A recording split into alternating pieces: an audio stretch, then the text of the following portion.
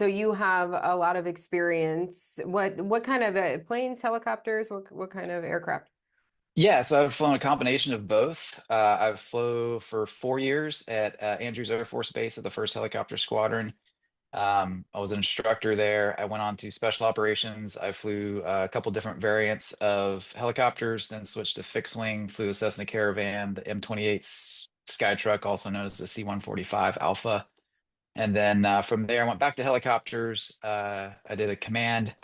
I did school, I did command. I was a deputy director of safety for 20th Air Force. I was the director of operations for the 582nd Operational Support Squadron out in Cheyenne, Wyoming. Then I was the commander of the 811th Operations Support Squadron at Andrews Air Force Base for over a year. And then I was commander of the first helicopter squadron for about a year prior to moving on to working at personnel recovery, search and rescue at NORAD Northcom in Colorado Springs, and then retired as the director of safety at the Air Force Academy. So quite a lengthy resume and experience in this field. When you woke up this morning or even before you went to bed last night, when you learned this news and what had happened, what was going through your brain? Uh, well, I was thinking specifically about. I mean, I went to bed last night and woke up this morning thinking about the families that were impacted. I could see myself. I spent 6 years flying there. I've been exactly where they were. The crews involved, the air traffic controllers involved, and I just, I could have been me, could have been my family. I actually talked to my wife and kids that night, and we discussed even this morning about, oh man, didn't that bother you? Yeah, that could have been us. So my heart goes out to them. To all those families involved, and it's just yeah, tragedy. Absolutely. So you have some experience in this actual space in this area where this happened. So take us through a little bit of what that airspace looks like, maybe what Yeah. flights schedules look like there. Yeah, it's a very busy airspace, as I'm sure a lot of people have talked about. There is some specific nuance to this airspace. There's a thing called a helicopter route chart for helicopters to follow that overlays the DC Baltimore area. And there's specific routes and zones that are laid out with depicted altitudes, minimums and maximum altitudes, and routing for helicopters, specifically to deconflict with the fixed wing traffic landing and departing out of DCA, Reagan National. As you get closer to Reagan National, typically, the root zone structure brings you closer to the ground. To at some points, depending on the density altitude that might be going on that day, you could be 50 feet above the water so that you're avoiding air traffic coming into land. So that's all set up so that we deconflict. The helicopters flying there are flying under visual flight rules. So by and large, it's see and avoid aircraft. The fixed wing aircraft coming in are typically on instrument flight rules. There is, I don't know the exact number of takeoffs and landings, but it's significant day in and day out. The controllers are constantly dealing with that, and they're deconflicting helicopters, which fly at different speeds, different altitudes, have different mission requirements, and then the fixed wing are trying to run a business and come in and out of DCA. So it's very complex airspace. It takes for our pilots at the first helicopter squadron, there was an upgrade process of about potentially about 6 months, and it takes a while to get used to the airspace. There's a lot of talking going on. There's a lot of talking to controllers, deconflicting, looking for other aircraft, other helicopters. There's a number of operators in that airspace. There's the Marines. There's Marine One that flies out of Anacostia. There's the 12th Aviation Battalion specifically involved in this incident that flies out of Fort Belvoir. There was my squadron that I was commander of at Joint Base Andrews. There's the Coast Guard helicopters that are blackjacks. There's DC Park Police helicopters. There's and then but it's also a lockdown airspace. It's inside this restricted area called a flight restriction zone, which blocks anybody out from that airspace that's not allowed to be there. So it is specifically for helicopters, official flights, official training. There is no tour guides. It's unlike not New York or anything. There's no civilian helicopters, there's no civilian traffic other than the flights in and out of Reagan National or something very specifically already pre-approved and authorized. So, but it is complicated. As you said, Right. there is a lot going on. So I imagine any number of things could have happened here. That's right. So there is a number, and I guarantee that the NTSB and the FAA are going to do their research and look into this, and they'll get to the bottom of it. We have lots of data recording devices these days that we can kind of figure out what happened.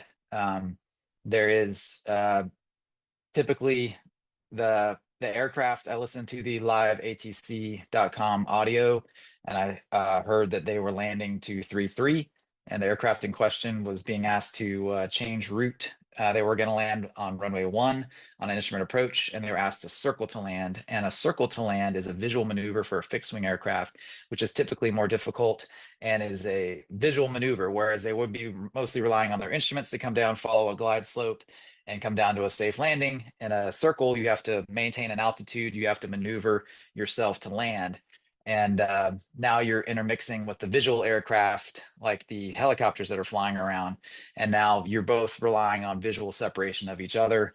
And we're not sure what happened in this case, but obviously something happened last night that resulted in this tragic consequence. And I'm sure we'll get to the bottom of it, and it'll make the airspace safer going forward in the future. Right. There will probably be some changes that come out of this, whatever that may be. But for that plane to have gotten that signal to change its path, Mhm. is that typical, or is that something that that doesn't happen very often?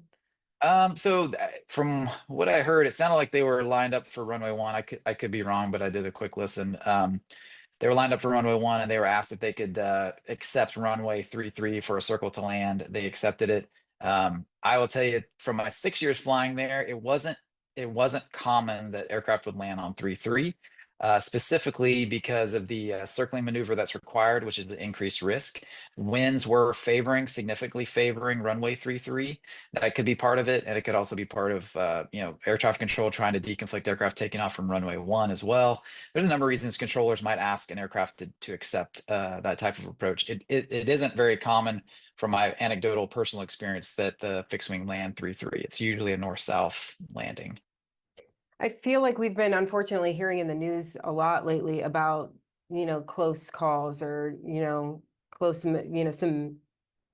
close misses, if you will. Mhm. Are there things that you would like to see changed to make things a little bit safer out there? Well, I'll tell you, from my time spent in the Air Force safety environment, there's a number of initiatives that safety offices across the country, whether it be FAA or the DoD, have been pushing. Some of them are called ASAP programs, or proactive safety. So if you think about an accident, like tragedy like this, we're going to get a lot of data about this. We're going to find out all the recording data, the cockpit voice recordings. We're going to get the flight data recorders. We're going to get all that information. We're going to listen to all the ATC. We're going to have a pretty solid idea of what happened. This is unfortunately a fatal accident. But what we found in the Air Force is that in those incidences that are very rare, we get a whole lot of data, but there's a lot of incidents where there is no loss of life or aircraft crashes, but they're near misses, as you mentioned.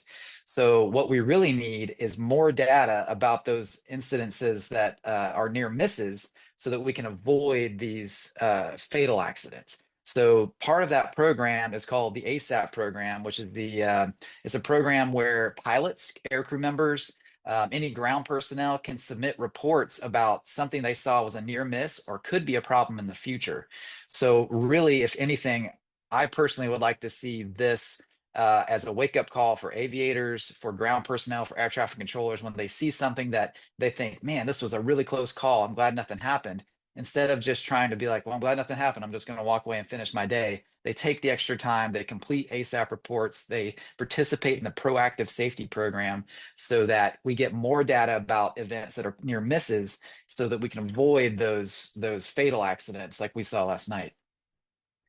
Really great feedback there. I appreciate that. And I appreciate your time today too. And as this hits really close to home for you as well, I appreciate the time that you're taking to explain some things, give us a little bit of background here, but also just want to tell you to stay safe out there and yeah, and in the future as you get ready to take off again.